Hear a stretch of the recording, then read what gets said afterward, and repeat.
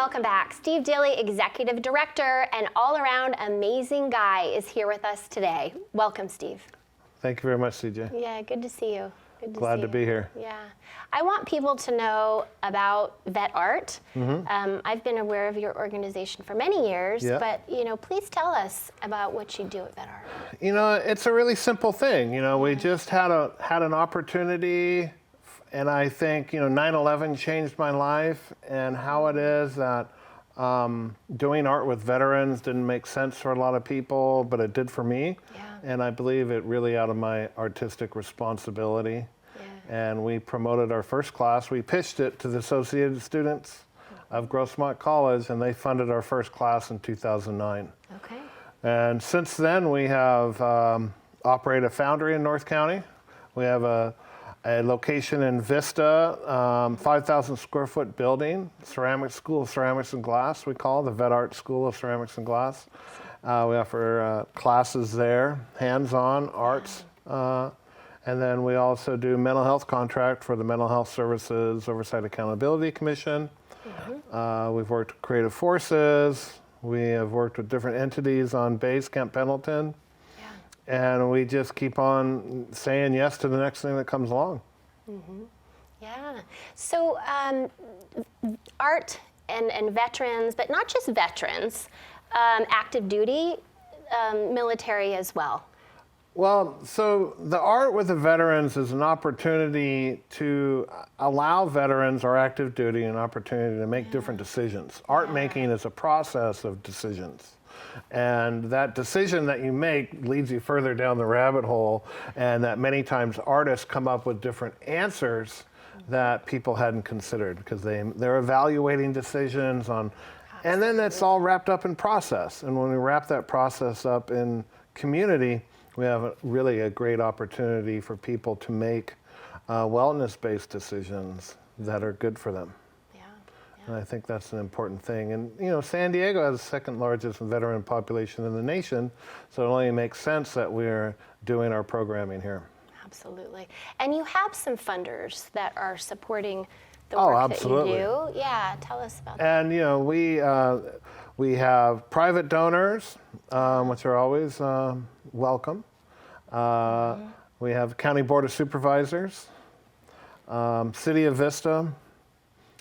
We've had money from the California Arts Council, Creative Forces, which is an NEA, DOD collaboration to offer, and then of course the Mental Health Services Oversight Accountability Commission, which is a California state agency, and our program of pop-up art cafes in 15 locations statewide.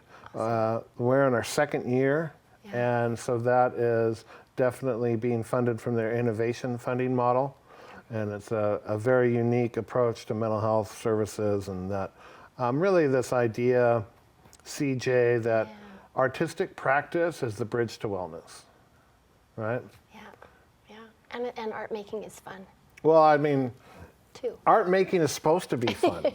If it's not fun, you gotta be looking at, wow, is this the right thing for me? And but I do think that art making, glass casting and ceramics, people can approach it, work the material, adjust, come back, work the material some more, and they really get a chance to be present. Yeah. And as I like to say, you get to leave your other pair of shoes outside of the studio, and when you come in here, you wear your art shoes. And immerse yourself in the practice of making art. Yeah, and the practice in a therapeutic way. Absolutely. And I'm not a therapist. We have an art therapist that works with us, Jill Brennigan. And I'm an artist. I'm working in this space, but it's really I think artists have the opportunity to look at different problems. And for us, we are identifying and looking at veterans' suicide rate, MST, PTS or TBI, and we know that art making encourages fine motor skill, neuroplasticity, and when it happens in community, it really goes a long way against isolationism. Absolutely. And you have some supporters, but you are always in need of more so that you can do more work and offer more classes. There's a lot of people that have different skill set than I do. And so like implementing a a participant tracking form, which we just done logic models with creative forces, and that leads to questionnaires. And so we want to start building that data of engagement, and also that data informs policy decisions and how we can do that as an organization here. And advocate for. The advocacy, happens with our pop-up art cafes. We're working with veterans to help them educate them, help them understand behavioral health decisions and how they're made at the county level, and how their lived firsthand stories can help influence those policies, but also how we have the statewide event, which this year for the MASOC contract will be on the state capitol grounds in October of 2020. We're looking forward to that. 2021. Is this 2022? 2022. Sorry, working on my dates. You've been working so hard.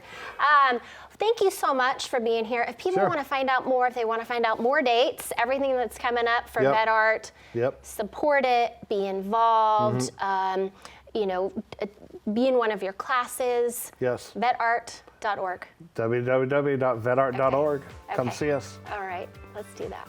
All right, Thank thanks, you, Steve. CJ.